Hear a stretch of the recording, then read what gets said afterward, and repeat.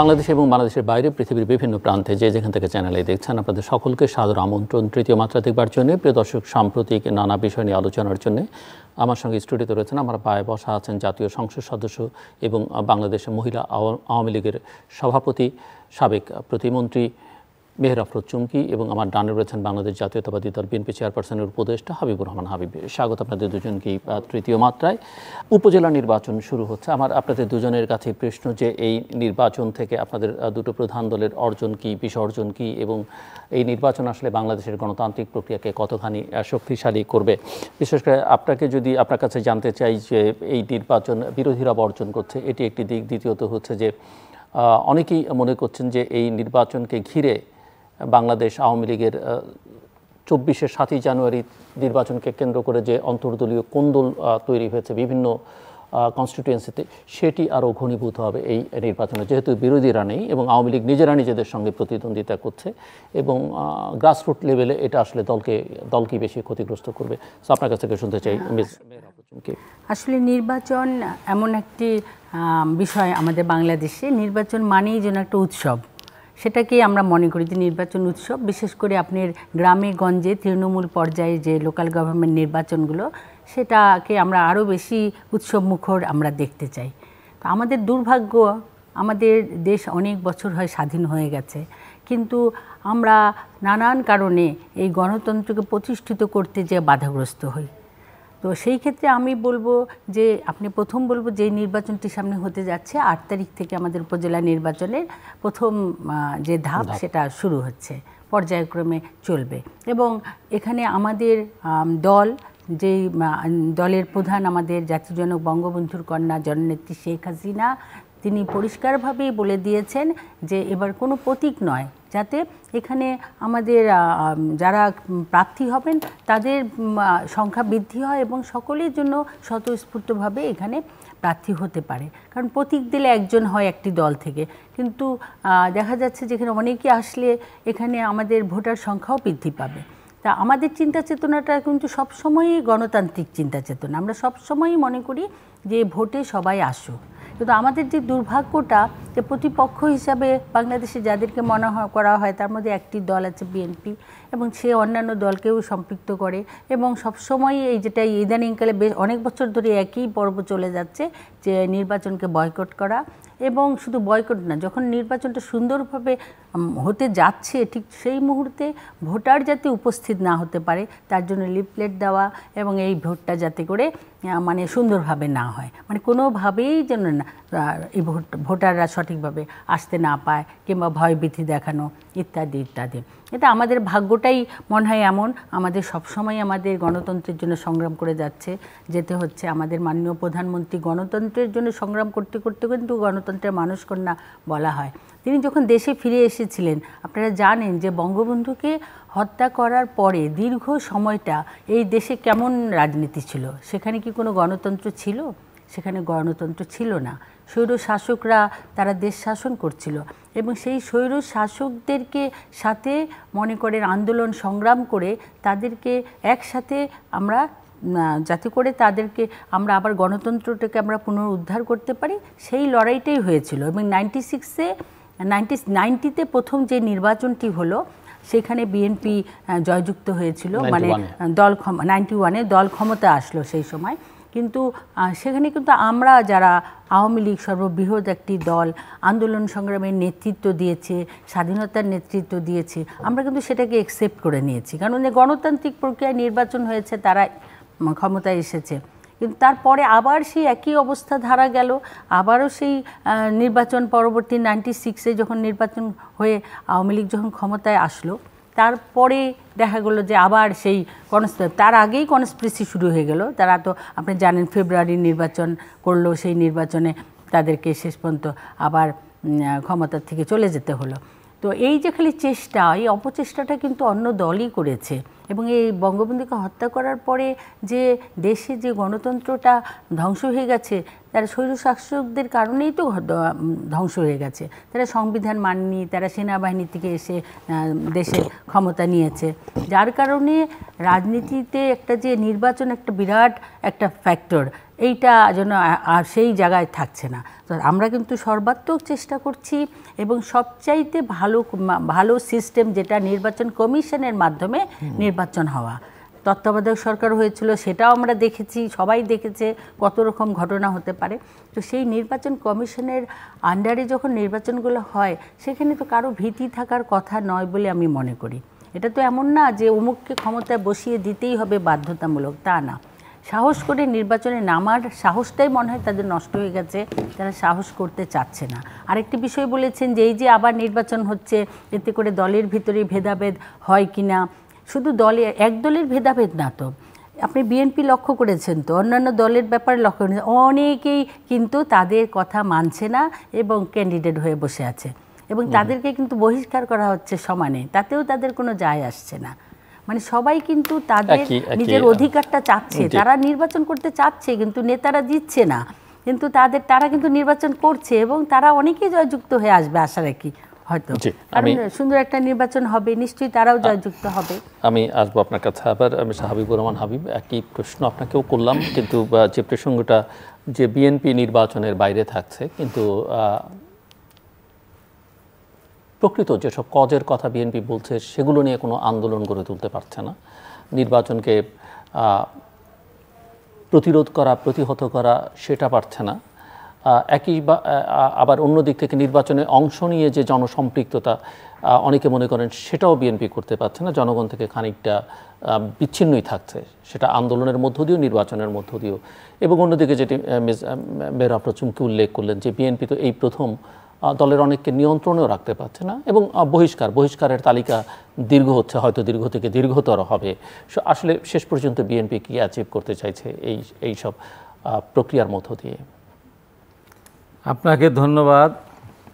আপনি মাধ্যমে চ্যানেল সম্মানিত দর্শক শ্রোতা, দেশের বাইরে থেকে যারা দেখছেন তাদেরকে সশ্রদ্ধ সালাম, বিজ্ঞ আলোচককে আমার শুভেচ্ছা। মহান আল্লাহ পাকের কাছে কৃতজ্ঞতা প্রকাশ করছি, অনেক মাস পর আবার আমি সুস্থ শরীরে চ্যানেলে এসে কথা বলার সুযোগ পেয়েছি বলে। দেখেন, যখন যারা ক্ষমতায় থাকে তখন তাদের মতো করেই তারা দেখে। এই যে নির্বাচনের কথা আপনিও বলতে গিয়ে একটু মনে হয় ভুলে গেছেন, বিএনপি নির্বাচনে যায় না, আর বুদ্ধিজীবীরা তো সবাই ভুলে গেছে। এই যে 7ই জানুয়ারি নির্বাচন হলো, সেই নির্বাচনের পূর্বে 28শে অক্টোবর আমাদের অফিস তালা বন্ধ করে দেওয়া হলো। অফিসের সামনে নির্বাচন পর পর্যন্ত পুলিশ লাইন ধরে দাঁড়িয়ে থাকতো। একটা প্রধান বিরোধী দল সেই নির্বাচন যাক না যাক পরের কথা, তার অফিস যদি তালাবন্ধ থাকে তাহলে সে নির্বাচনে যাবে কীভাবে? তার তো পার্টি অফিসে নেতাকর্মী আসবে, সেখানে একদিকে বসতে হবে, সেখানে ফর্ম বিক্রি করবে, ফর্ম যাচাই বাছাই হবে। বিএনপি তো আগেই বলেছে তারা এই নির্বাচনে অংশ নেবে, সেটা তো ভিন্ন জিনিস। তারপরে আপনি অফিস বন্ধ করে রাখবেন? এর আগে তো ধরেন আপনার 86-এ আওয়ামী লীগ নির্বাচনে গিয়েছিল এই 17 দিনে, বিএনপি এবং 15 দল ভেঙে 5 দল হয়েছিল, তাদের অফিসটার বন্ধ করে দেয়নি। 96 সালে বিএনপি নির্বাচন করেছিল তত্ত্বাবধায়ক সরকার সংবিধানে সংযোজন করার জন্য, তখন তো আওয়ামী লীগের অফিস বন্ধ করে দেয়নি। এমনকি 2014 সালে যখন আওয়ামী লীগ আবার একক নির্বাচন করলো, তখনও অফিস বন্ধ করে দেয়নি। 18 সালে তো আমরা নির্বাচন গেলামে। এটা তো অদ্ভুত ব্যাপার, এটা কত বড় মহাপাপ না? রাজনৈতিক দলের আপনি অফিস বন্ধ করে দেবেন, দেওয়ার বলবেন যে বিএনপি ভয় পায়, জনগণ সমর্থন দেয় না বলে নির্বাচনে আসে না। এখন দেখেন, 7ই জানুয়ারি নির্বাচনে অংশগ্রহণ করেছিল আওয়ামী লীগের সমমনা 28টি দল। এমন ওটা আওয়ামী লীগের কাউন্সিল অধিবেশনে একদল সবাইকে দাওয়াত দেয়, বিভিন্ন রাজনৈতিক দলকে তারা বক্তাকে দেয়, মঞ্চে বসে কেউ বক্তা শুনে আবার চলে যায়। ঠিক এমনিভাবে তারা নির্বাচনে এসেছিল। 3টি দলকে কয়েকটি আসন দেওয়া হয়েছে, বাদ বাকি আওয়ামী লীগ নিয়ে তাদেরকে বসে তোমরা যাও, বাড়ি চলে গেছে তারা। এবার দেখেন, এই কারণে এই উপজেলা নির্বাচনে এই 3টি দল বাদে আর কেউ নির্বাচনে যায়নি, জাতীয় পার্টিও যাচ্ছে না। দেশটা কোথায় চলে গেছে? এটি গণতন্ত্র বলে কে? এই জন্য কি এই দেশের মানুষ যুদ্ধকে দেশ স্বাধীন করেছিল? এখন উপজেলা নির্বাচন হচ্ছে, বলছে উপজেলা উৎসবমুখের কিসে? এক দলের ভিতরে। এবং এই এখানে যে নির্বাচন কমিশনের ভরসা করে বিরোধী দল নির্বাচন যাবে, সেটা তো আওয়ামী লীগ নিজেই প্রমাণ করলো যে তার এমপি মন্ত্রীরা, তাদের সন্তানেরা, তার স্ত্রী পুত্র যদি নির্বাচনে অংশগ্রহণ করে তাহলে প্রশাসনের উপর তারা প্রভাব বিস্তার করবে। এই আশঙ্কা থেকে তো বলা হচ্ছে নাকি অন্য কোনো কারণ আছে? এই আশঙ্কা থেকে তারাই প্রমাণ করছে যে প্রভাব বিস্তার করে নির্বাচন কমিশন এখানে করার কিছু নাই, আর এই নির্বাচন কমিশনের কোনো ক্ষমতাই নেই। এবার আপনি দেখেন এই যে একটা কথা বলে মাঝে মাঝে প্রায় আমি শুনি, বক্তব্য শুনতে গেলে, এই দেশে নির্বাচন বয়কট শুরু করেছিল কে? আওয়ামী লীগ করেছে। 1985 সালে যখন উপজেলা নির্বাচন হয় তখন তো বিএনপিকে তখন শক্তিশালী না, 82 সালে ক্ষমতাচ্যুত হওয়ার পর আওয়ামী লীগ সেই উপজেলা নির্বাচনে অংশগ্রহণ করেনি। প্রথম এরশাদের নির্বাচনে অংশগ্রহণ করেনি। 88-এ আওয়ামী লীগ এরশাদের অধীনে নির্বাচনে যায়নি। 86-এর এর ঘটনার পর 96-এ বিএনপি তত্ত্বাবধায়ক সরকার সংবিধানে সংযোজন করার জন্য যে নির্বাচন করলো সেখানে তো আওয়ামী লীগ যায়নি। সাদেক হোসেন খোকা তখন মেয়র হলো তখনও আওয়ামী লীগ নির্বাচনে যায়নি। 2007 সালে 3রা জানুয়ারি একযোগে 299টি আসনে পদ উড্ড করলো। কেন? বিএনপি তখন ক্ষমতা ছিল, সংসদ ভেঙে দিয়েছিল, তত্ত্বাবধায়ক সরকারকে ক্ষমতা দিয়েছিল, তখন আওয়ামী লীগ নির্বাচন থেকে সরে আসলো। কেন আসলো যে বিএনপি একসময় করতেন বিচারপতি KM হাসান, উনি তত্ত্বাবধায়ক সরকারের প্রধান হবেন এই আশঙ্কা থেকে তারা আগের থেকে, তারপরে নিয়ে না পাওয়া গেল না, জিয়াউদ্দিনকে দেওয়া হলো, সংসদ নেই। তারপরে সেই নির্বাচনে আওয়ামী লীগ গেল না। কেন গেল না? যে নির্বাচনে গেলে রাষ্ট্রপতি যেহেতু বিএনপির, সেহেতু নির্বাচনে কারচুপি হতে পারে। তাহলে এখন আওয়ামী লীগ রাষ্ট্রীয় ক্ষমতা থাকবে, তারা MP থাকবে, মন্ত্রী থাকবে, সব তাদের থাকবে, তারা এখন বলে তো বিএনপি নির্বাচন আসে না কেন? এই যে কথা বলে কত বড় অন্যায়, মহা অন্যায় না এটা? এখন এই যে উপনির্বাচন, যেমন জাতীয় সংসদ নির্বাচন প্রায় 23-24 কোটি টাকা খরচ করেছে, রেজাল্ট কী হয়েছে? কী রেজাল্ট হয়েছে? একটা দলের গঠনতন্ত্রে আছে জাতীয় সংসদ নির্বাচনে একজনকে মনোনয়ন দেওয়া হবে, বাদ বাকি তার পক্ষে নির্বাচন করবে। যদি কেউ নির্বাচন না করে অথবা যদি কেউ বিদ্রোহ করে তাহলে বহিষ্কার করা হবে। এটা কি দেখলাম? পৃথিবীর ইতিহাসে জঘন্য ঘটনা আছে যে দল নমিশন দিল, আবার বললো যে যার যার মতো নির্বাচন করে। হয় কোনো দিন? এটা কোন দেশ? এই দেশে কোনদিন এই পৃথিবীর কোথাও এই দেশে ঘটনা ঘটছে? বলে যে যা পরে নির্বাচন করো। আবার নির্বাচনের পরে এখন লজ্জারও তো একটা ব্যাপার, নৌকা প্রতীক দিয়েছিল কে? স্বাক্ষর করেছিল কে? আওয়ামী লীগের সভানেত্রী, প্রধানমন্ত্রী। সেই 62টা নৌকাকে কবর দিল কারা? আওয়ামী লীগের বিদ্রোহীরা। নৌকা মার্কাকে কবর দিয়ে তারা স্বতন্ত্র জিতে আসলো। তারপরে নৌকাকে কবর দেওয়া মানে নৌকার যিনি মালিক, যিনি দলের সভানেত্রী, তার কথা মানুষ শুনল না। প্রতীক দিয়েছেন ওনারা কিন্তু ভোটদের কথা, তাদেরকে নৌকার প্রতীকে কবর দিল। এইবার আবার কেন প্রতীক থেকে সরে আসলো? যে আপনি বললেন না প্রতীক নেই, বলছে কেন সরে আসলো জানেন? সরে আসার কারণ হলো বিএনপি যদি নির্বাচন অংশগ্রহণ করতো তাহলে এই প্রতীকে নির্বাচন করতো। এর আগে যখন প্রতীক দিয়ে, সেটা তো রাজনীতিতে কৌশল থাকেই। এই কৌশল না, কৌশল এক জিনিস আর আপনার আইন এক জিনিস। যখন এর আগে যখন স্থানীয় সরকার যখন প্রতীক বরাদ্দের তারা চিন্তা ভাবনা করে যখন নির্বাচন দিল, তখন এদেশের সুরের সমাজ থেকে শুরু করে সবাই বলেছিল না, স্থানীয় সরকার নির্বাচনটা প্রতীক ছাড়া হোক, তাহলে এখানে বিশ্ববিদ্যালয়ের শিক্ষকরা না আসলে, কলেজের শিক্ষকরা আসে, হাই স্কুল শিক্ষকরা আসে, সমাজে গণ্যমান্য লোক আসে, তার এলাকায় সমস্যা করতে চায়। এই প্রতীক বরাদ্দ দিলে এবার তারা আসতে পারলো না, বাদ হয়ে গেল। এবার কেন দিল? এবার কেন বাদ দিল?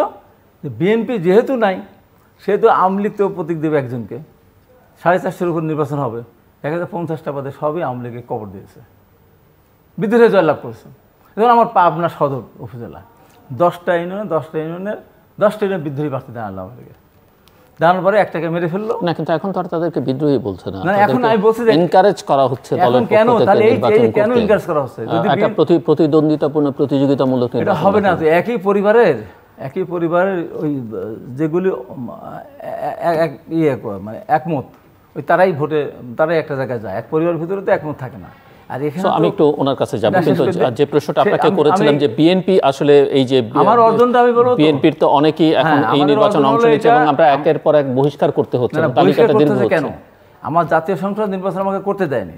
এই নির্বাচনে যারা যাবে, যা কি হবে, তারা যদি ধরেন 2-1 যেতেও, সেখানে তার গিয়ে ওই আওয়ামী লীগের এমপিদেরকে ধর্ণা ধরতে হবে।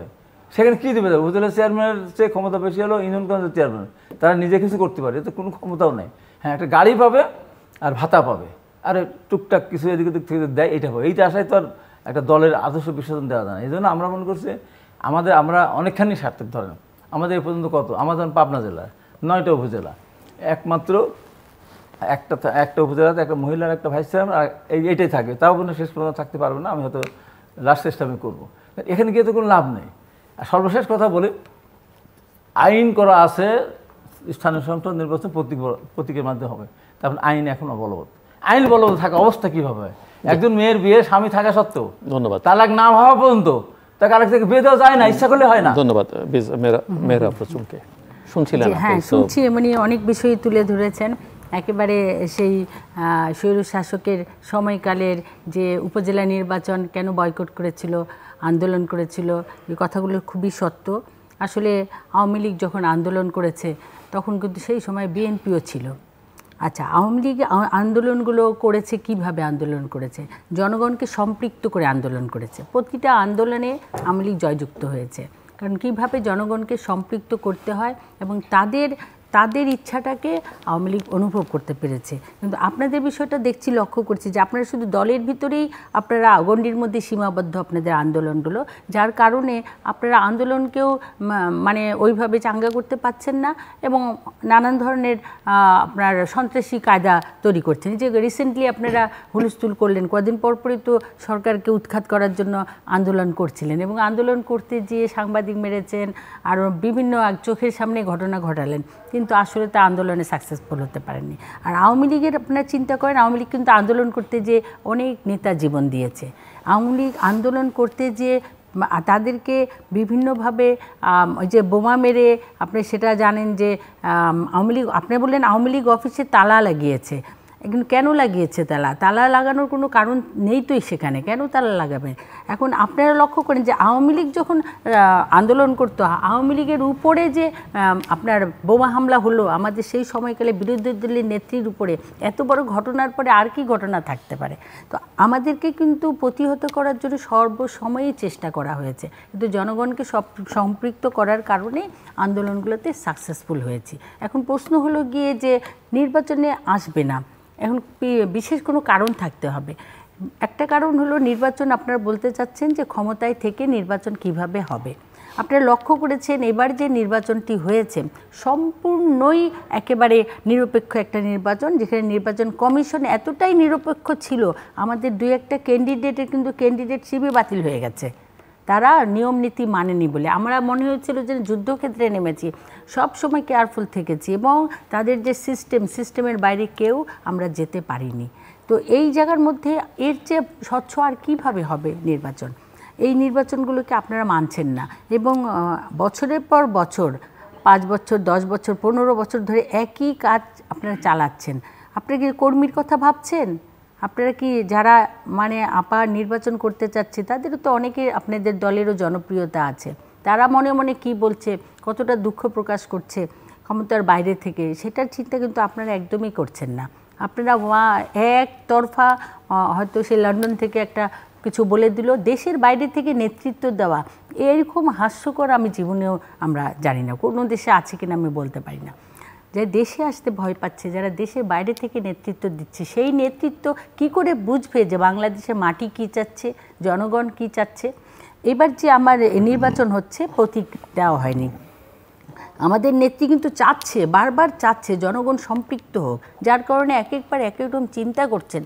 তারপরে একই কথা, এইবার তিনি যে শক্ত করে বলেছেন যে আত্মীয় স্বজন নির্বাচন করবে না, এটা কেন বলেছেন? তিনি বলেছেন যাতে স্বচ্ছতাটা বেশি থাকে, যাতে করে কেউ ভুল না বোঝে, যাতে করে এমপিরা সেখানে সম্পৃক্ত না হতে পারে।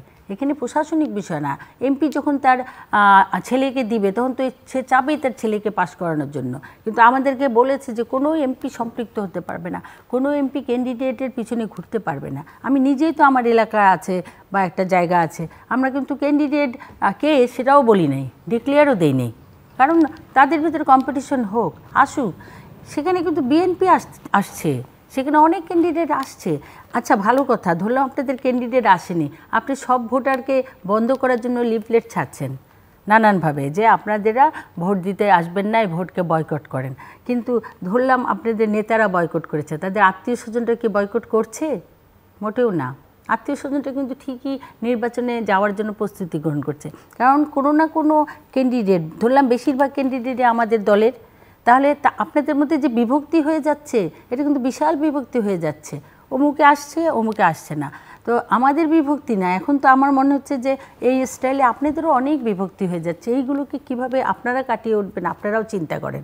আমরা মনে করি যে আমাদেরকে একটা সুন্দর রাস্তায় যেতে হবে, দেশটাকে এগিয়ে নিতে হবে। খালি আন্দোলন করলাম আর নির্বাচন বয়কট করলাম, বন্ধ করলাম, তাতে করে আমাদের ফলাফলটা কি হচ্ছে?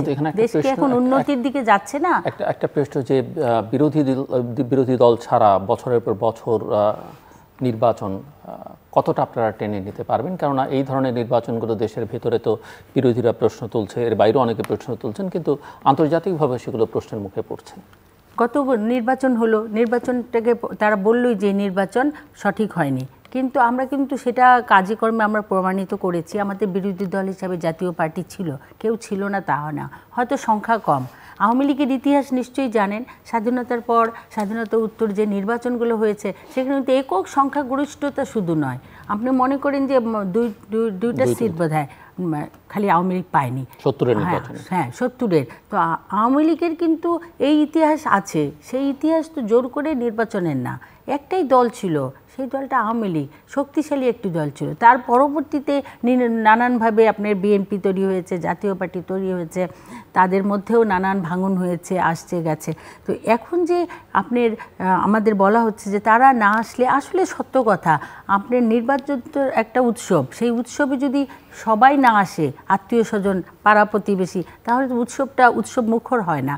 আমরা কিন্তু অনেক চেষ্টা করছি, এবং সেই চেষ্টার পরে একসময় যদি বিএনপি যদি আস্তে আস্তে এমন একটা দল হয়ে যায় যেই দলটি আর রাজনীতির জন্যই যোগ্য না থাকে, তাহলে কি তাকে বাদ দিয়ে রাজনীতি এই বাংলাদেশে হবে না? তা অবশ্যই হবে। যদি জাতীয় পার্টি তার দলকে ধরে রাখতে না পারে, খণ্ড বিখণ্ড হয়ে যায়, তাহলে কি সেটা বাদ দিয়ে রাজনীতি হবে না? আবার নতুন হয়তো দলের হচ্ছে তো বাংলাদেশের ইতিহাসে অনেক পার্টি বড় পার্টি শেষ হয়ে গেছে, মুসলিম লীগ শেষ হয়ে গেছে, ন্যাশনাল আওয়ামী পার্টি শেষ হয়ে গেছে। হ্যাঁ অবশ্যই, সেটাই আমি বলি। তো এইভাবে তো এটা হয় না, এটা হতে পারে না। আর আপনারা পদ্ধতি বলেন, একই পদ্ধতিতে আবার বলছেন তত্ত্বাবধায়ক সরকার আসবে, না হলে বলছেন যে ক্ষমতায় থেকে হবে না। উন্নত দেশগুলোর দিকে আমরা এগিয়ে যাচ্ছি। উন্নত দেশে কি হচ্ছে? আমেরিকার আপনার নির্বাচনী স্টাইলটা কি? কই, সেখানে তো এইভাবে হচ্ছে। সেখানেও কিন্তু নির্বাচনে নানান ধরনের ঘটনা আমরা শুনতে পাই। সারা বাংলাদেশে নয়, সারা বিশ্বেরই বড় বড় দেশ, এই ভারত বলেন আর আমেরিকা বলেন, আবার ইউরোপ বলেন, সব জায়গায় নির্বাচন হলে ছোটোখাটো টুকটাক নানান বিষয় কিন্তু উঠে আসে। তাই বলে কি নির্বাচন একেবারে বাতিল করে বয়কট করে বছরের পর বছর থাকে? তা আমার মনে হয় তারা, এটা যে আপনি বলছেন যে এইভাবে আর কত বছর চলবে, এইভাবেই বাংলাদেশের উন্নয়ন চলতে থাকবে। যদি কেউ বাধা দিতেই থাকে তাহলে কি আমরা আবার নিজেরা বন্ধ হয়ে যাবে আমাদের কার্যক্রম? উন্নয়ন কি সম্পূর্ণ আমরা বন্ধ করে ফেলবো? উন্নয়নের ধারা চলতেই থাকবে বাধাগ্রস্ত হলে, সেই জায়গাটা তো থামবে না, চলে যেতে পারে। ওই প্রশ্নটা যে আসলে বিএনপির অর্জনটা কি? অর্জনটা এই অর্থে যে আপনারা নির্বাচনকে যেভাবে চিত্রায়িত করছেন, 14 বলি, 18 বলি, কিংবা 2024 বলি, কিন্তু নির্বাচনের পরে উনি জনগণকে সম্পৃক্ত করবার কথা বলেছেন। আমি সেই প্রশ্নে বা বিতর্কে নাই গেলাম। বিএনপি আসলে কোনো কর্মসূচিও দেয় না বা দিতে পারে না, এর জবাব কি আপনার কাছে? আমি প্রথম উত্তরটা মানে নির্বাচন যদি অতটাই খারাপ হয়ে থাকে, জনবিক্ষোভ কেন তৈরি হচ্ছে না? বা জনগণের বিক্ষোভ থাকলে সেটা বিএনপি একটা বড় রাজনৈতিক দল হিসেবে কেন কাজে লাগাতে পারছে না? সমস্যাটা কোথায়? নির্বাচনটা তো অবশ্যই বিতর্কিত নির্বাচন, এটাকে নির্বাচন বলে না। আমি ওনার একটা কথা স্মরণ করে দিতে চাই, 1970 সালে যে নির্বাচনটা হয়েছিল এলএফের অধীনে, হ্যাঁ, সেটা যদি মুসলিম লীগের অধীনে হতো, রাজনৈতিক দলের অধীনে কি হতো? তাহলে আমি কিন্তু এই জায়গায় বলছি রাজনৈতিক দলের অধীনে, কথাটা হলো রাজনৈতিক দল হলো ক্ষমতা থেকে নির্বাচন করানো ভিন্ন জিনিস। যদি ওইটা রাজনৈতিক দল তো ক্ষমতায় থাকে পৃথিবীর অনেক দেশেই, উন্নত দেশে সেটা আলোচনা হচ্ছে। উন্নত দেশ আর এই দেশটা এক না। উন্নত দেশে হচ্ছে, উন্নত দেশ এই দেশে এক। অন্যদের রাতে ভোট হয়, অন্যদের 100% ভোট হয়, বিরোধীবাদী 0 ভোট পায় না। ওই দেশের জন্য করলে হবে। আর 70 সালের নির্বাচন, আমরা যখন 70 সালে তো আমরা করাতে পড়ি, তখন 70 সালের নির্বাচন তখন মৌলানা ভাষা নির্বাচনে যায়নি, তখন মার্শাল রোদের নির্বাচন হয়েছে, তখন ইয়ে ছিল না, কোন রাষ্ট্রীয় ক্ষমতা কোন দল ছিল না, যে কারণে ওই নির্বাচনটায় দেশের মানুষ একদিকে হয়ে আর অন্য কোনো রাজনৈতিক শক্তিটা ছিল সেটা হয়েছে, অন্যটা ভিন্ন। আর 73 সালে ধরি, স্বাধীনতার পরপর সেখানে তো কতগুলি আসনে তো জয়লাভ করার পরেও তো হারিয়ে দেওয়া হলো। 73 সালের নির্বাচন তো 9টা বিনা প্রতিদ্বন্দ্বিতা হয়েছে, দরকার ছিল না বিনা প্রতিদ্বন্দ্বিতা, এমনিতে তারা নির্বাচন দিতে হতো। 73 সাল থেকে ধ্বংস হওয়া শুরু হয়েছে। এরপরে আপনাকে যে কথা ভুলে গেলেন, সালে ধ্বংস না, ধ্বংস না, ধ্বংস ওই জায়গায় দরকার ছিল না তো। খুব বেশি হলে 20টা সিট পেত, তাতে মুক্তিযোদ্ধা কী হতো, হেলিকপ্টার করে ওই বের মুস্তাকের ভোট নিয়ে ঢাকা থেকে ডিক্লেয়ার দেওয়ার দরকার ছিল না। আর ওই হেলিকপ্টার ডিক্লেয়ার না দিলে 75-15 মুস্তাকে ঘটনা করার সুযোগ পেত না, সেটা ভিন্ন কথা। এখন কথা হলো যে আওয়ামী লীগ আন্দোলন করে কবে ক্ষমতাচ্যুত করলো বিরোধী দলকে, সরকারকে, কবে? আচ্ছা, কবে আপনি যেমনটা বলছেন যে বিনা প্রতিদ্বন্দ্বিতায় তো বিএনপি যখন ক্ষমতায় থেকে নির্বাচন করেছে সেটা তো তখনও হয়েছে, সেটা তো ওটা হলো 5 বছর শাসনের জন্য। আর এটা ছিল একদম নির্দিষ্ট কথা ছিল নিরপেক্ষ তত্ত্বাবধায়ক সরকারের বিধান সংবিধানে সংযোজন করার জন্যই ওই নির্বাচনটা। 94 সালে 30 ডিসেম্বর সদল বলে সব পদত্যাগ করছে সংসদ থেকে, তখন পাইছিলেন 1 বছর পর নির্বাচন হলো। বলেই তো আছে আমি এই নির্বাচন দেবো, যেমন আওয়ামী লীগ 14 সালে করেছিল না, 2014 সালে বলছে একটা অল্প সময়ের জন্য নির্বাচন, এরপর একটা নির্বাচন হবে, যেটা বিএনপি বলেছিল 96 সালে, বিএনপি করেছে। দেখেন পদত্যাগের কথা কবে বললেন?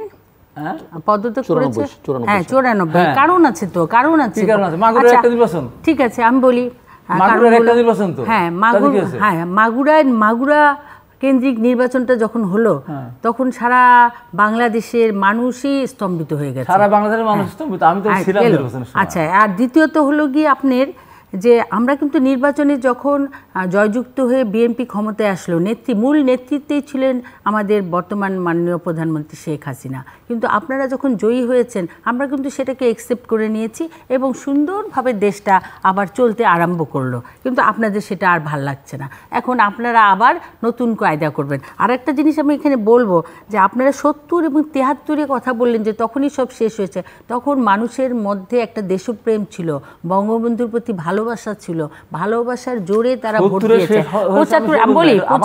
75-এর পরে আপনি এই ঘটনার তো সূত্রপাত হলো 75-এর পরে, শেষ করুক তারপর আমি 75-এর পরে শুরু হলো। বুঝে তারপরে উত্তর দেন তাহলে ভালো হয়। সেটা আমি 70 সালে বলেছি যে ওটা কোনো দলীয় সরকারের নির্বাচন ছিল না, তখন জাতি একদিকে আওয়ামী লীগের একদিকে হেলে গেছে, তারপরে মৌলানা ভাষা নিয়ে ইলেকশন করলে পারে কিছুটা ব্যত্যয় হতো, সেটাও করে নাই, সেটাও ছাড় দিছে। তার মানে আওয়ামী লীগ তখন এককভাবে এই দেশে মানুষের অধিকার আদায়ের জন্য রাজপথে ছিল বা মানুষ বিশ্বাস করেছিল, ওইটা আলাদা। কিন্তু দলীয় সরকার থাকতে পারে ওখানে রেজাল্ট উল্টোপাল্টা করে দিতে পারতো। আর 73 সালের নির্বাচনে আওয়ামী লীগ জিতত, 300 আসনে পেয়েছিল, 280টাই জিতত, 20টা নিয়ে হারত, সেটা সহ্য করতে পারেনি। এবার আপনারা আসেন, আওয়ামী লীগ আন্দোলন করে কবে ক্ষমতাচ্যুত করলো? এরশাদ ক্ষমতায় আসছে 82 সালে, আসার পরে উপজেলা নির্বাচন ছিল 85 সালে, সেই নির্বাচন ঠেকাতে পেরেছি? পারেনি। 2 দিন উপজেলা নির্বাচন হলে 16 তারিখে আর 20 তারিখে 2 দিনই মিছিল করেছি নবপুর রোড থেকে, আমি মিছিল নেতৃত্ব দিয়ে এসে বাইতুল মোকাররম শেষ করছি। 2 দিনেই লোক কত, 25 থেকে 30 জন, হাজার হাজার লোক নাম, এরশাদের বিরুদ্ধে নামে নেই। কিন্তু এরশাদ 88 সালে নির্বাচন করে নিয়ে গেছে, আমরা ঠেকাতে পেরেছিলাম? আমরা পারি নাই। সবাই মিলে আমরা আন্দোলন করে ঠেকালাম। কবে পদত্যাগ করলাম? কবে? 90 সালে। সে আওয়ামী লীগ একা করেছে? সমস্ত রাজনীতি, হ্যাঁ আওয়ামী লীগের বড় ভূমিকা ছিল, ছাত্রলীগ আমি তখন প্রেসিডেন্ট ছিলাম, ছাত্রলীগের বড় ভূমিকা ছিল, অন্য দলগুলি ছিল, তো এককভাবে তো আমাদের করে নেই। 96 সালে যেটা বলেন সেটা ওইটা আন্দোলন, সেটা একটা প্রশাসনিক অভ্যর্থন হয়েছিল। সেটাও যদি আমি যদি জনতার মঞ্চ না করতাম, বা আমি যদি তখন স্বেচ্ছাসেবক দলের লীগের অ্যাক্টিং কনভেনর না হতাম, মকবুল ভাই যদি জেলে না যেতেন, 96 সালে পতন হতো না, হতে পারে আর 2 সাল পরে হতে পারতো। ওইটা আমি একটা সিস্টেম করে আমার অভিজ্ঞতা যে আমি এটা করেছিলাম। এরপরে আপনি যদি আসেন 2007 সাল, সিস্টেম এখন করতে পারেন না কেন? এত রাক্ষস। এখন তো আমার হাতে ওই ক্ষমতা নেই, তখন তো আমি একটা সংগঠনের নেতা ছিলাম। আওয়ামী লীগ সভানেত্রী শেখ হাসিনা তখন আপনাকে ক্ষমতা দিয়েছিলেন, না তখন আমি বিএনপি নেতৃত্ব আপনাকে সেই ক্ষমতা দিচ্ছে না। এখন তো সেই বয়স আমার নাই। এবার আপনি দেখেন 2007 সালে যেটা পরিবর্তন হলো, আওয়ামী লীগ লগি বৈঠা দিয়ে পিটিয়ে মানুষের লাশের উপর নৃত্য করে কত কিছু করলো, নির্বাচন ঠেকাতে পেরেছে? নির্বাচন ঠেকাতে 2007 সালে? কিন্তু নির্বাচন তো হয়নি না, নির্বাচন তো হয়নি। আওয়ামী লীগ পারে না ঠেকাতে, আপনি বলেন। আওয়ামী লীগ পারে না ঠেকাতে, আওয়ামী লীগের সেই ক্ষমতা হয়নি। আওয়ামী লীগের আন্দোলনের কারণে সেটা হয়েছে, আওয়ামী লীগের আন্দোলনের কারণে না শুধু, ওইটা 111-এর একটা অনেক আগের থেকে ছিল। আমি যখন 2004 সাল থেকে, তখন আমাকে বললো যে কিসের নির্বাচন হবে না দেশে, আসবে। ওইটা আন্তর্জাতিক একটা ষড়যন্ত্র ছিল, সেই ষড়যন্ত্রের সাথে মঈনু আহমেদ বেঈমান সে জাতিসংঘের একটা মিথ্যা চিঠি নিয়ে এসে বঙ্গবন্ধু দখল, আওয়ামী লীগ তো করেনি, ওটা আওয়ামী লীগের কৃতিত্ব না, ওটা আন্তর্জাতিক ষড়যন্ত্র এবং মইনু আহমেদের এইটা এই ষড়যন্ত্রের ফল ওইটা, আওয়ামী লীগ করতে পারে, আওয়ামী লীগ করতে পারতো নির্বাচন কমিশন করে ঠেকাতে পারতো, উইথড্র ডেট পর্যন্ত যাচাই বাছাই পর্যন্ত তারা ছিল তো, তারপরে উইথড্র ডেটের লাস্ট দিনে তারা এক দলে আমার আসন বাদে 299টা পদে উইথড্র করেছে তারা। এবার আপনি আসেন, এখন কথা হলো যে বিএনপির অর্জন থেকে, বিএনপির একটা অর্জন এত কিছু করার পরও উনি বললেন যে ভোট দিতে মানুষ ভোট দিতে গিয়েছে। এই প্রধান নির্বাচন কমিশনের কথা বলছেন, একবার বলে বেলা 3টার সময় বলে 28%, আবার পরে বলে 39%, তারপরে বলে 41%। এত ভোট কি হয়েছে? 1 ঘন্টার প্রতি এত ভোট হয়? মানুষ পার্বত্য চট্টগ্রামের 3টা জেলাতে একটা ভোটও পড়েনি কতগুলি কেন্দ্রে, আবার কোথাও কোথাও 100% ভোট পড়েছে, 5%, 7%, 10% ভোট, ওইটাকে ভোট বলে না। বিএনপির এটাই অর্জন যে মানুষ ভোট দিতে যায় না। লিফলেট আমরা বিতরণ করেছি, আমরা তো বোমা মারতে যাইনি, আমরা লিফলেট বিতরণ করেছি যে ভোট যেহেতু এই ভোট একতরফা ভোট, এটা একতরফা ভোট, আওয়ামী লীগের ঘরের বাইরে কেউ ভোট করেন না এখানে। এবার আপনি বলেন একটা জিনিস আপনি বলেছেন যে গ্রেনেড হামলা, তাহলে আপনি বলেন গ্রেনেড হামলা যদি 2004 সালে বিএনপি করে থাকে, তা রমনা পটমূলে আওয়ামী লীগ ক্ষমতা ছিল তখন বোমা হামলা হয়েছিল, উদ্দিসির যশোরে বোমা হামলা হয়েছিল আওয়ামী লীগের আমলে, আপনার পল্টন ময়দানে সিপিবির জনসভায় বোমা হামলা কয়েকজন মারা গেছিল। তার চেয়ে ভয়ঙ্কর ঘটনা শামীম ওসমানের উপস্থিতিতে নারায়ণগঞ্জ জেলা আওয়ামী লীগের অফিসে বোমা বিস্ফোরণে 25 থেকে 30 জন মানুষ সেদিন মারা গিয়েছিল আওয়ামী লীগের আমলে। তাহলে ওটাকে আওয়ামী লীগ করেছিল? আওয়ামী লীগের আমলে এত বড় বড় ঘটনা ঘটলো, সেখানে আওয়ামী লীগ না করে থাকে, আর আওয়ামী লীগ অফিসের সামনে সন্ত্রাসীরা করলো বা মৌলবাদীরা করলো, জঙ্গিরা করলো, সে যায় বিএনপি আসবে কেন? ওইগুলো যদি না আসবে বিএনপি আসবে কেন? কিন্তু ক্ষমতায় যারা আছেন তারা সেটা আইনের আওতায় আনলেন, বিচারিক ওইগুলো আইনে আওতা আসছে, ওইগুলো আইনে আসছে, উদ্দেশ্যে আইনে আওতা আসছে, পল্টন আইনে আওতা আসছে, একটু শেষ করে দিতে আসছে, একটা আইনে। বিএনপি তো তাও, বিএনপিকে ধন্যবাদ দেওয়া যাবে এই কারণে, বিএনপি শাহেখ আব্দুর রহমান বাংলা ভাষার মধ্যে প্রথম দিকে কিছু তাদের ভুল ধারণা ছিল, পরবর্তী সময়ে স্বল্প সময়ের ভিতরে লাইভ দেখায়, লাইভ দিয়ে আপনার শাহেখ আব্দুর রহমান বাংলা ভাষাকে গ্রেপ্তার করে তাদেরকে বিচার করে ফাঁসির দণ্ড পর্যন্ত দিয়ে গেছিল। বিএনপি এতখানি কাজ করেছিল। ধন্যবাদ। আচ্ছা, অনেকগুলো বিষয় চলে আসছে। প্রথমে এসেছে আন্দোলন করে নির্বাচন ঠেকিয়েছে কিনা। আওয়ামী লীগের আন্দোলনের সাথে কি আর কোনো দলের আন্দোলনের তুলনা চড়ে? শুধু খালি নির্বাচন কেন, পাকিস্তানি তৎকালীন সময়ের পশ্চিম পাকিস্তানের সাথেও তো সংগ্রামটা আন্দোলন করেই করেছে। যখন একক সংখ্যাগরিষ্ঠতা পেল, একক সংখ্যাগরিষ্ঠতা পাওয়ার পরেও যখন ক্ষমতায় দেওয়া হলো না, তখন কিন্তু আন্দোলনটা তখনই শুরু করে দিল, তাই না? এই আন্দোলনের ফসল হিসাবে তো আমরা স্বাধীনতাই পেয়ে গেছি, স্বাধীনতাই তো এনেছি। কাজে আওয়ামী লীগের সাথে মনে হয় না তুলনা এই আন্দোলনের বিষয়ে। কারণ আচ্ছা, আমি আচ্ছা এর পরবর্তী পার্টি আমি আসি। আচ্ছা, এটা না, কোনো পার্টি বাদ দেওয়া যাবে না, স্বাধীনতা একটা বিশাল ব্যাপার, এটাকে এই পার্ট বাদ দিয়ে কোনো রাজনীতি হতে পারে না।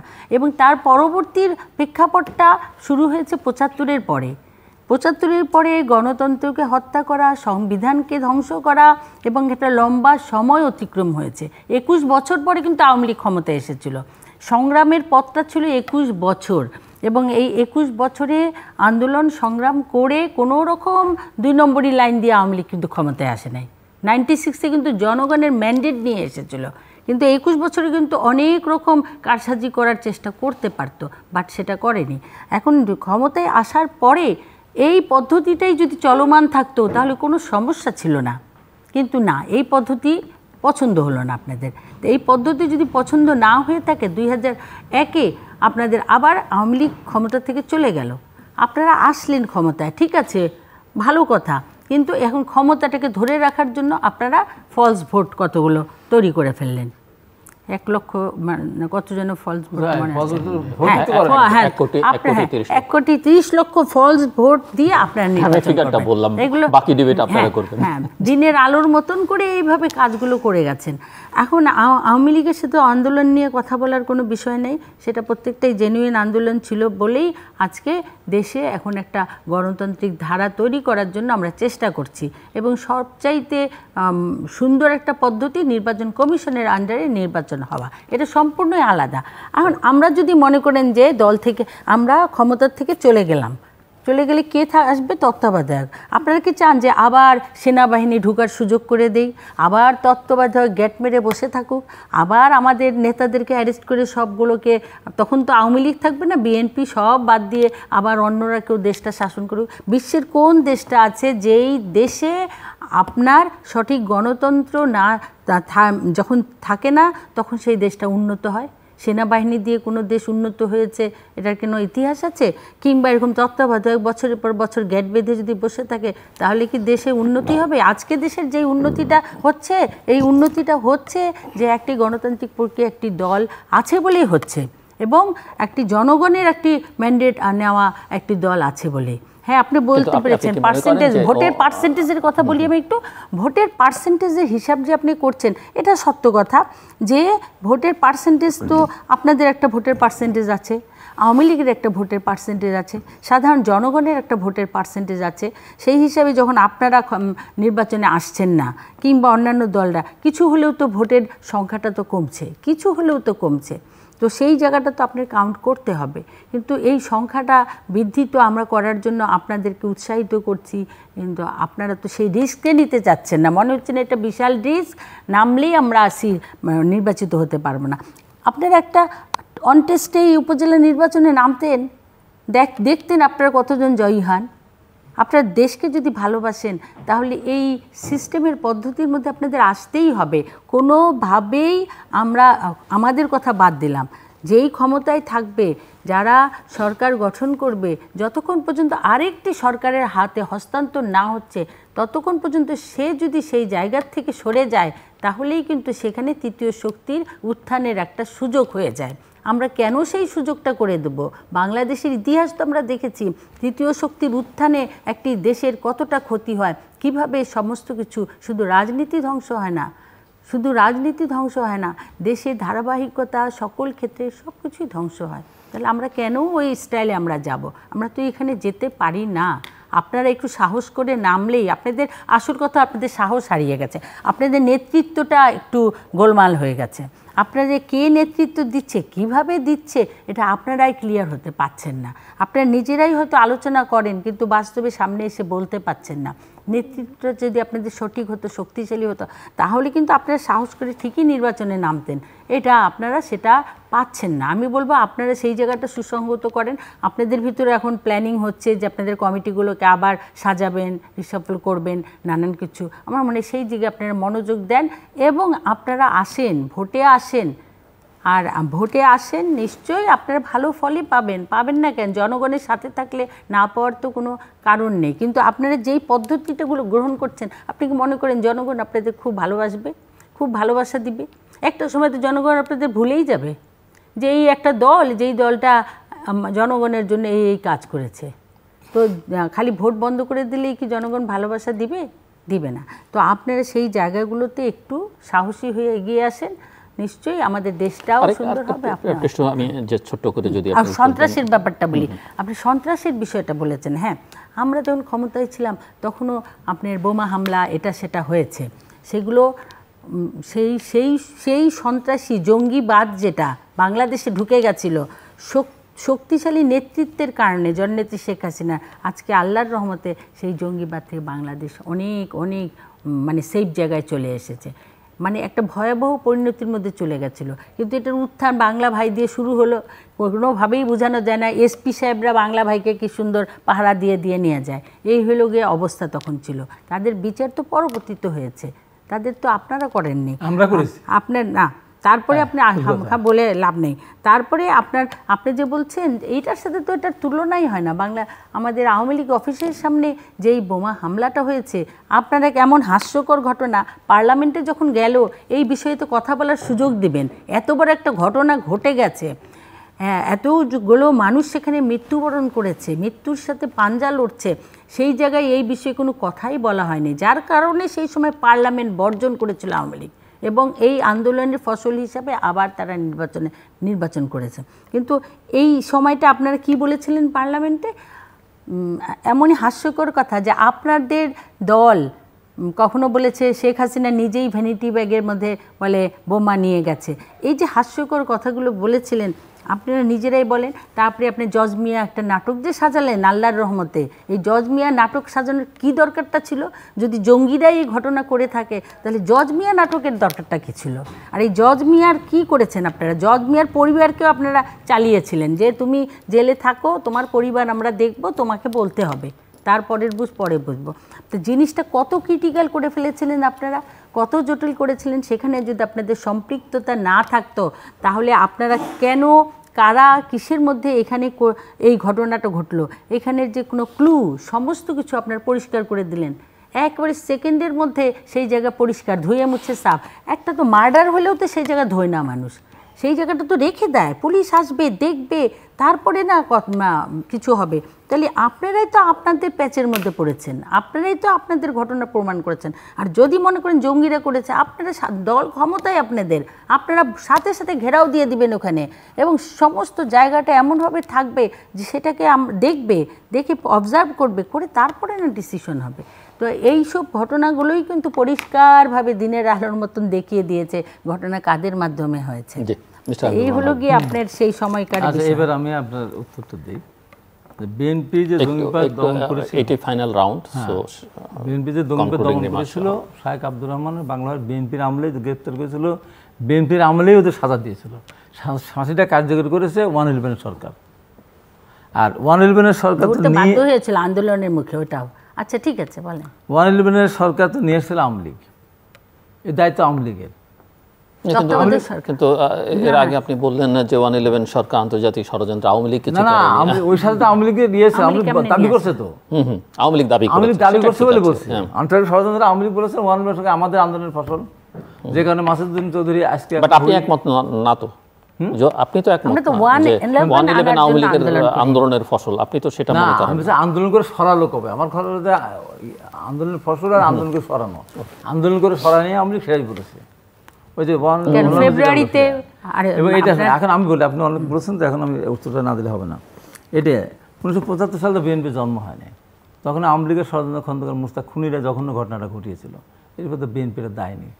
আর যে জিনিসটা বলে নির্বাচনে যে সঠিক নেতৃত্বের কথা আপনারা বলছেন, সঠিক নেতৃত্ব তো নাই থাকবে আমাদের। নিরপেক্ষ সরকার নির্বাচন দেন না কেন? যে নিরপেক্ষ সরকারের জন্য 173 জন হরতাল করা, নিরপেক্ষটা কি, কিভাবে বোঝানো? যেটা আওয়ামী লীগ করেছিল, সেই তত্ত্বাবধায়ক।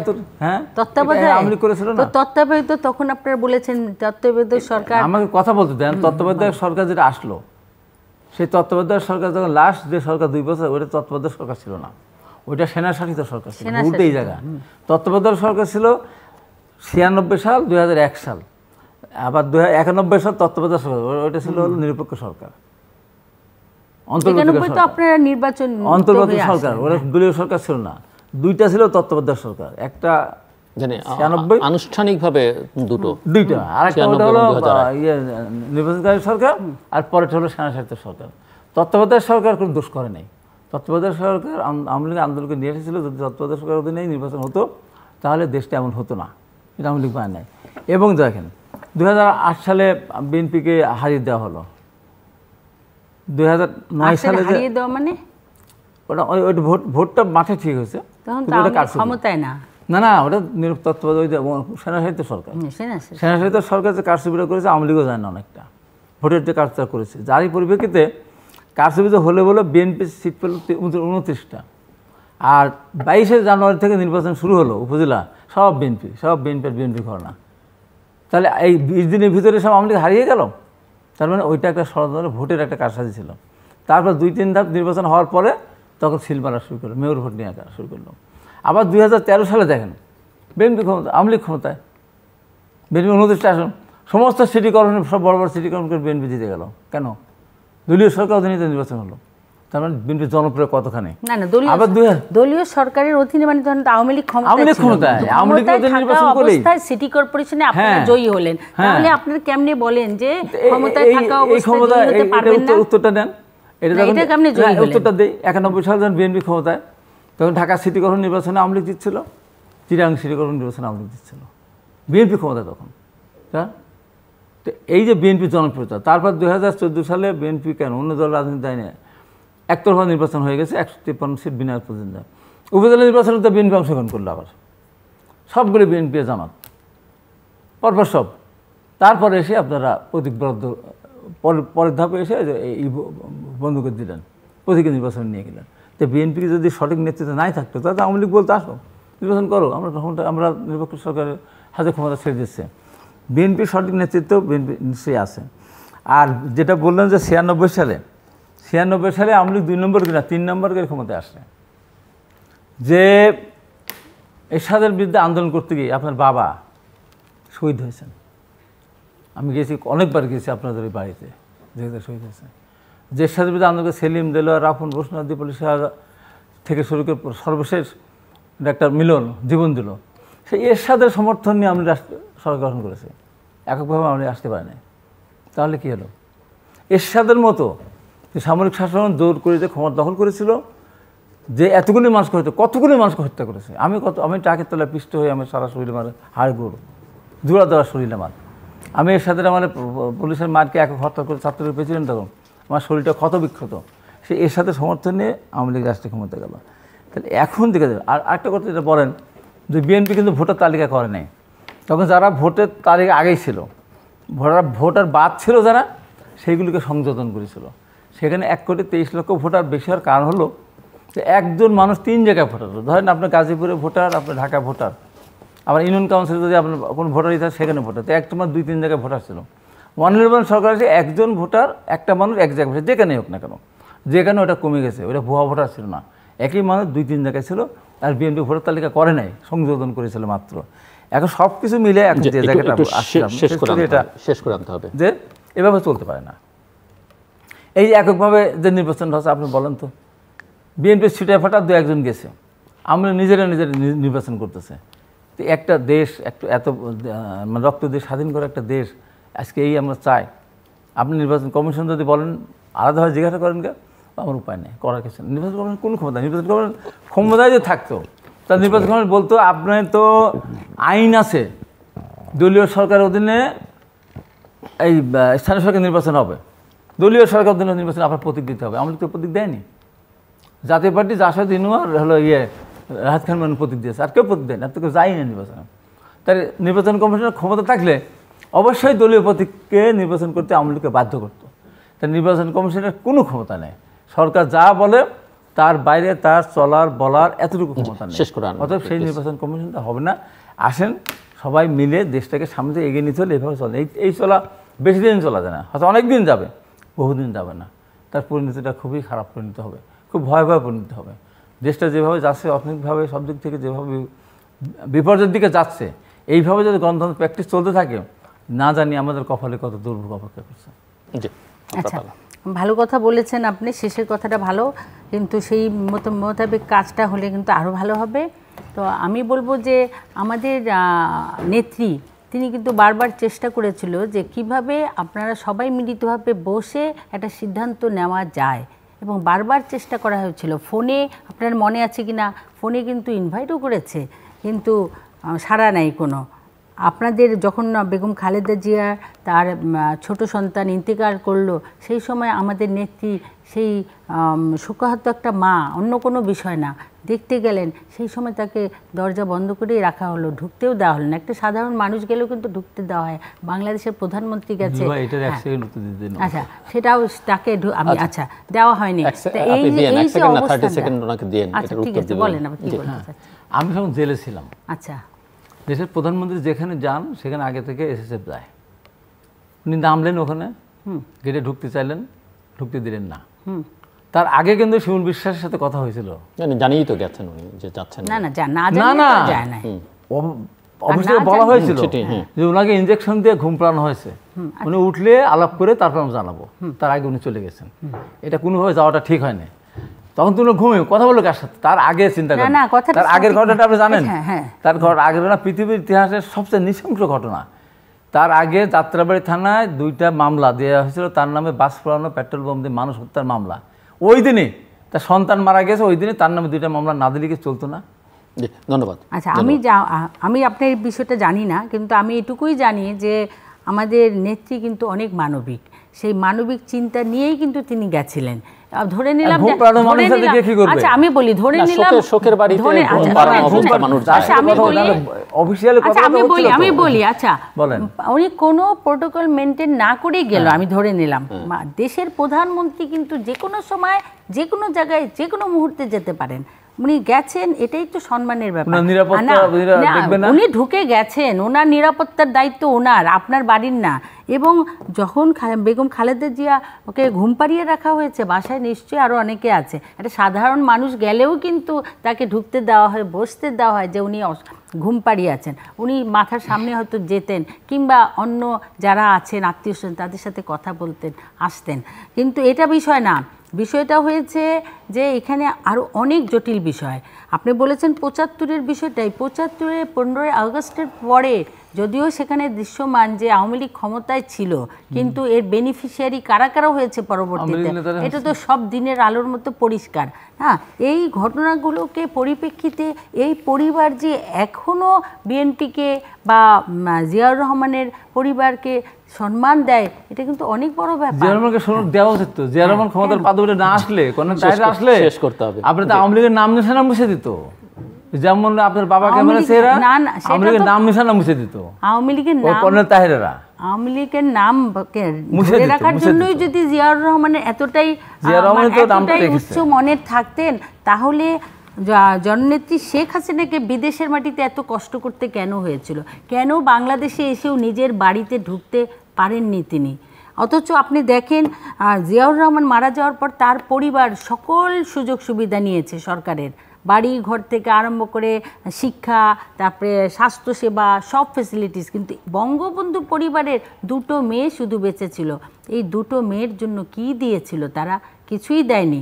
এমনকি তারা তাদের যে পরিচয় হ্যাঁ, আর আপনি বলছেন আওয়ামী লীগকে বাঁচিয়ে রেখেছে, আওয়ামী লীগকে বাঁচিয়ে রেখেছে, তখন থেকেই আসলে দেশের এত বড় একটা ঘটনার পরে আর তো কোনো কিছুকে মানে এর চেয়ে উপরে চিন্তা করা যায় না, এত নৃশংস বাদ দিয়েই আমরা আমরা আগামী প্রজন্ম যারা আছে, ডিজিটাল বাংলাদেশ, যে ডিজিটাল বাংলাদেশের সরকার গড়েছেন, এই ডিজিটাল বাংলাদেশের ডিজিটাল যুগের আমাদের যে যুব জেনারেশন, তাদের সাথে আমরা ঝগড়া বিবাদে লিপ্ত না হয়ে তাদেরকে দেশপ্রেমিক বানিয়ে তাদের এই দেশের সত্য ইতিহাস তাদের কাছে দেখিয়ে, বঙ্গবন্ধুর ইতিহাসটা তাদেরকে জানিয়ে মনের ভিতরে দেশের জন্য ভালোবাসা তৈরি করতে হবে। তো এটা তৈরি করে আসেন, আমরা সবাই মিলে সামনে এগিয়ে যাই। আপনাকে একটা অনুরোধ করি, আপনি একটা গবেষণা করেন, গবেষণাকে দেখেন যে 2014 সালের পর থেকে এই যে যারা নতুন প্রধান ভোটার, তারা ভোট দিতে পেরেছে কিনা আপনি তদন্তকে দেখেন,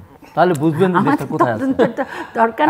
আপনি একটা গবেষণাকে দেখেন, এটাই দেখতে চাবো যে উনিও বলছেন যে জায়গাতে গেছে, আসেন আমরা সবাই মিলে কিনা, দেশটাকে আমরা এগিয়ে নিতে পারছি কিনা, দেশটা এগিয়ে যাচ্ছে কিন্তু ঋণের বোঝায় জর্জরিত। দর্শক অনুষ্ঠানের আমরা সামাজিক যোগাযোগ মাধ্যম ফেসবুক এবং টুইটারে তৃতীয় মাত্রা লাইভ স্ট্রিমিং হচ্ছে, আপনারা দেখতে পারেন। টেলিভিশনের পর্দায় দেখতে না পারলে যে কোনো সময় যে কোনো স্থান থেকে ইউটিউবে তৃতীয় মাত্রা চ্যানেলটি সাবস্ক্রাইব করে পর্ব বা পুরোনো পর্বগুলো আপনারা দেখতে পারেন। মিস্টার হাবিবুর রহমান হাবিব এবং মিস মেহেরা প্রচুনকে অসংখ্য ধন্যবাদ এই আলোচনা অংশ নেবার জন্য। দর্শক, আমার দুই অতিথি তাদের কনক্লুডিং রিমার্কস করবার সময় তারা বলেছেন যে যা কিছু গেছে সেগুলো বাদ দিয়ে আসুন আমরা নতুন করে শুরু করি। দেশটা আমাদের সবার, আমাদেরকে ভবিষ্যৎ প্রজন্মের কথা ভাবতে হবে এবং তাদের জন্য একটা উন্নত বা বাংলাদেশ, সুখী সমৃদ্ধ বাংলাদেশ আমরা তৈরি করি। এবং তার জন্যে বাংলাদেশের গণতান্ত্রিক প্রক্রিয়াকে অব্যাহত রাখা খুবই জরুরি এবং গণতান্ত্রিক প্রক্রিয়াকে অব্যাহত রাখা শক্তিশালী করবার জন্যে নির্বাচনে একটি ন্যূনতম প্রাথমিক পূর্ব শর্ত, সেই শর্তটা পূরণ করাও জরুরি। যদিও এটি ভালো নির্বাচন, ভালো গণতন্ত্রের গ্যারান্টি কখনোই দেয় না, কিন্তু ভালো নির্বাচন ছাড়া গণতন্ত্র হয় না এবং প্রতিষ্ঠানগুলোকে শক্তিশালী করে গড়ে তোলা দরকার। বাংলাদেশের অনেক ক্ষেত্রেই অনেক উন্নয়ন হচ্ছে, কিন্তু সেগুলোকে টেকসই করবার জন্যও কিন্তু দেশের রাজনৈতিক প্রক্রিয়ার উন্নয়নটা নিশ্চিত করা দরকার। দর্শক, আমাদের সঙ্গে থাকবার জন্য অসংখ্য ধন্যবাদ। আপনাদের সবার জন্য শুভকামনা।